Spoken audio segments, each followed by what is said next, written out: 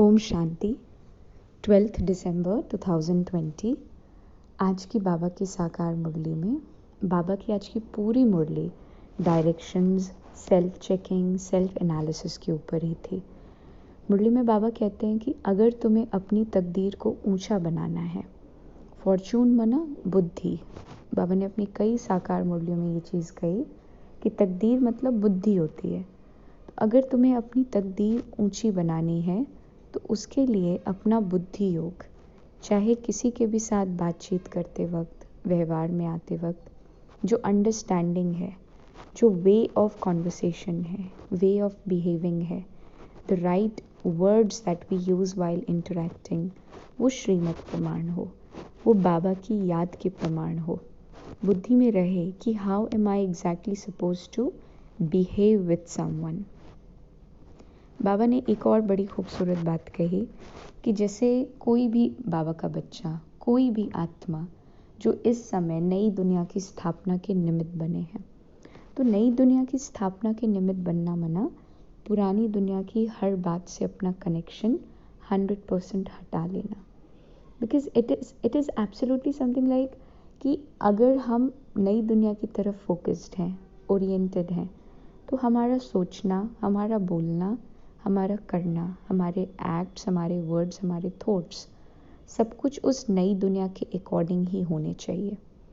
अगर पुरानी दुनिया की कुछ बातें और नई दुनिया की कुछ बातें लेकर चल रहे हैं तो ये अधम गति कहलाती है। अधम गति मतलब ना तो आप इस पार के हो और ना ही आप उस पार के हो। You are somewhere in between and that is even a worst case. मना एक कलयुगी आत्मा है, उससे भी ज़्यादा बुरी स्थिति अधम गति वाले की होती है। उसकी स्थिति कभी भी एक्यूरेट नहीं हो सकती।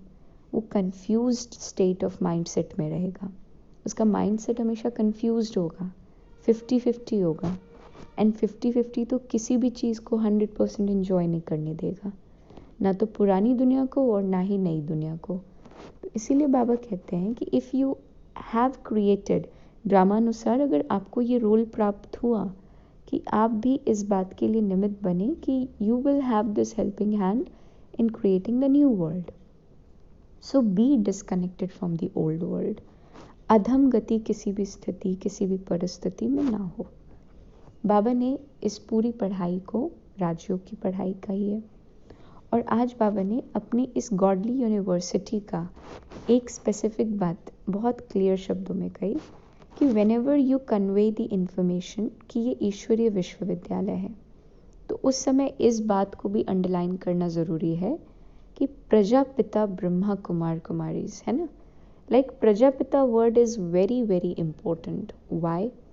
क्योंकि जब भी ब्रह्मा शब्द लोग दुनिया में सुनते हैं, सो दे क्रिएट एन इमेज कि ब्रह्मा मना किसी की सफ़ेद दाढ़ी है, कोई ऐसे बादलों के ऊपर है और 4 सर हैं किसी के, हाथ में वेद शास्त्र हैं, the one who created Veda shastra etcetera, and someone who lives above the lotus. वैसे बादलों के ऊपर कहीं रहते हैं, तो वो उनके दिमाग में वो पिक्चर जाएगा if we use the word Brahma only. और अगर हम प्रजापिता ब्रह्मा शब्द यूज़ करते हैं, so Prajapita is a catchy term, it's a very catchy term. वो पूछेंगे कि why Prajapita?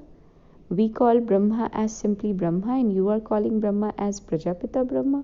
What is the logic behind that? So it will give us an opportunity to convey कि यहाँ पर ब्रह्मा practically मौजूद है. This is not an imagination. Brahma is practically present here. So basically to depict the fact कि spirituality कोई imagination नहीं है, कोई एक सूक्ष्म अवस्था नहीं है कि तुम बादलों के ऊपर जाके उसको प्राप्त करो, but spirituality is something practical which has to be practised practically in this practical physical world. So Prajapita word is very very important. Shiv Baba ने ये भी कहा कि स्पेसिफिकली हमारे वरदान में जो था आज, कि ज्ञानी तो आत्मा का सिंपल और सादा डेफिनेशन ये है कि जो उसके ख्यालात हैं वही उसकी ज़बान है, और जो उसकी ज़बान है वही उसका कर्म है। मतलब उसका सोचना, उसका कहना और उसका करना, इसका आपस में कोऑर्डिनेशन है। ऐसा नहीं कि सोच बिल्कुल कुछ डिफरेंट रहे हैं, कर बिल्कुल ऑपोजिट रहे हैं और कह कुछ भी रहे हैं। तीनों बातों का आपस में मेल हो। I am thinking something else, I am speaking something else and then I am doing something else. This is not what ज्ञानी तो आत्मा इज़। बाबा ने एक और चीज़ कही मुरली में, प्रेजेंट टाइम जो है, जो प्रेजेंट दुनिया है, उसको समझाते हुए कि जैसे कांटों का जंगल शब्द तो बाबा ने कई बार यूज़ किया हुआ है मुरली में, दिस वी ऑल रिमेंबर। आज बाबा कहते हैं कि इस संसार में सब कुछ बहुत फॉगी है। फॉगी होना माना कि धुंधला है। जैसे विंटर सीजन में फॉग सामने हो तो सामने वाली कोई भी चीज़ है वो होगी अपने ओरिजिनल नेम एंड फॉर्म में ही, अपनी प्रैक्टिकल अवस्था में ही होगी, बट स्टिल फॉग की वजह से वो विजन उतना क्लियर नहीं होगा, क्लैरिटी उतनी नहीं आएगी। सो this is what Baba says कि आजकल की दुनिया इज़ कम्प्लीटली फॉगी। आत्मा है, परमात्मा भी है, ड्रामा की एक्यूरेसी भी प्रैक्टिस में है, पर वो नज़र किसी को नहीं आएगी।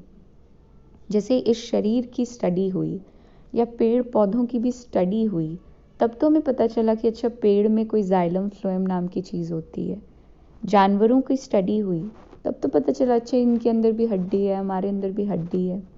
डाइसेक्शन हुआ तब तो पता चला इतने इतने ऑर्गन्स शरीर में हैं, और अब वो चीज़ नेचुरली एक्सेप्टेड हो गई। एक टाइम उसकी स्टडी हुई, साधना हुई, जैसे बाबा ने परसों का स्लोगन में कहा था कि साधना क्या है, बीज है, और साधन उसका प्रत्यक्ष प्रमाण है। तो साधना के आधार पर साधन है, फैसिलिटीज़ है। तो ऐसे ही मेडिकल साइंस भी किसी की साधना थी।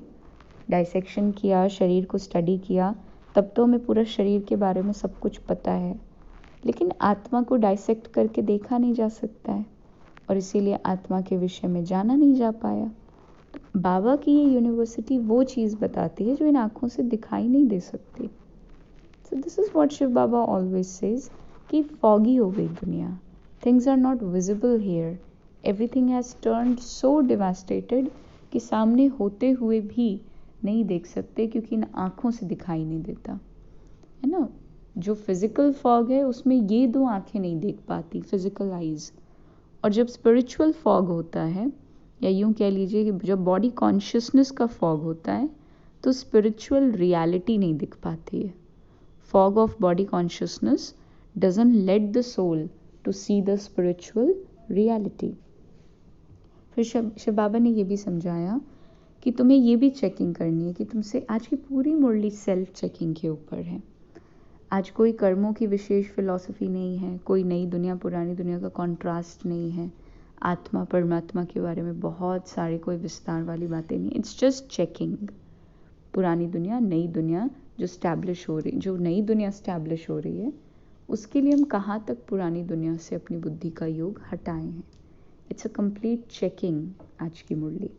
बाबा कहते हैं मनसा वाचा कर्मणा, कोई गलती तो नहीं होती, चेकिंग करो। बहुत नाजुक समय आने वाला है, दुनिया की हालत और भी ज़्यादा बद से बदतर दिन प्रतिदिन होती जाएगी। तो ऐसी एक दुनिया में क्या मेरे कर्म श्रीमत प्रमाण हैं? बाबा ने कहा तुम अपनी चेकिंग करो। जैसे कई बार बाबा कहते क्रिमिनल दृष्टि तो नहीं जा रही, यहाँ वहाँ ऐसी हरकतें तो नहीं हो रही जो अंदर पता है कि ये सही नहीं है।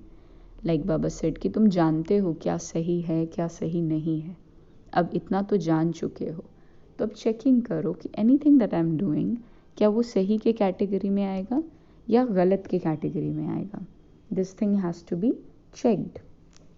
फिर बाबा कहते हैं जैसे सेवा, तो अगर सेवा के लिए उमंग उत्साह है, सेवा के लिए अंदर एक्साइटमेंट है, because even reading Murli is seva, to be very honest. Even listening मतलब अपना समय सफल करना सेवा है। If I am letting the environment to have the vibrations of churning of knowledge, अगर मैं इस दुनिया को व्यर्थ की जगह समर्थ मनन चिंतन के वाइब्रेशंस दे रही हूँ, so that is a service from my and, मेरी तरफ से वो एक बेहतरीन सेवा ही तो है, समर्थ की तरफ, एक्यूरेसी की तरफ।